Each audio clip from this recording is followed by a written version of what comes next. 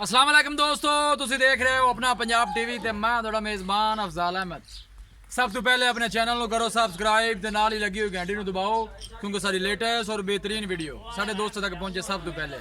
लो जी दोस्तों, अज अपना पंजाब टीवी ते एक वैड सेल की है। साढ़े बहुत ही अच्छे सब्सक्राइबर ने अनसर भाई दुबई तो उन्होंने जनाब वैड खरीदी है। अल्लाह ताला उन्होंने नसीबां च करे ते अल्लाह ताला इन्हूं खैरी सलामती पहुंचावे। पाकिस्तान में जनाब दीने जा रही है जेलम तो अगे वैड की लदाई कराने लगे हैं।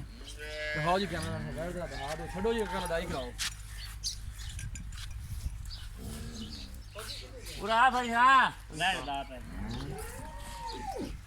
छड़ो जी छड़ो वैड लै चलो। 3 दिन पहले जनाब इस वैड की वीडियो पाई सी। साढ़े बहुत ही अच्छे सब्सक्राइबर ने जनाब अंसर महमूद साहब।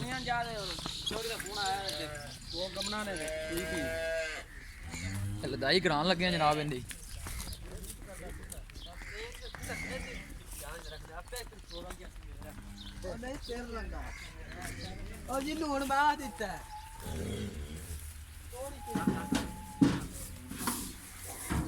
ध्यान नाल ध्यान नाल ध्यान नाल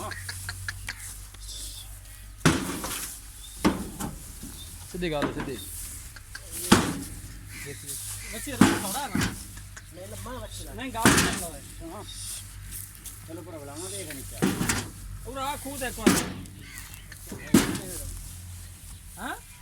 जनाब वैड की लदाई करान लगे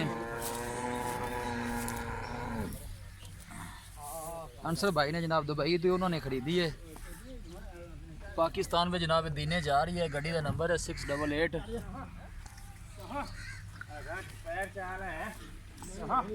वीडियो पसंद आवे लाइक तो शेयर जरूर करना है। इंशाल्लाह वीरां की खातर इस तरह जनाब मेहनत करते रहेंगे।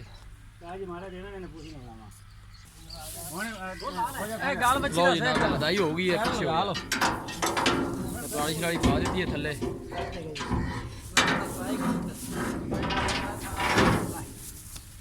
ध्यान ना पुत्र ध्यान बन दिया जे।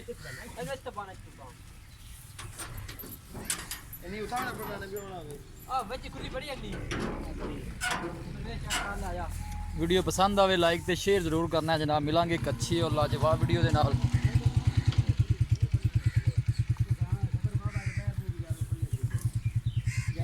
अपने मेज़बान अफजाल मैनू दो इजाजत। कितने जानी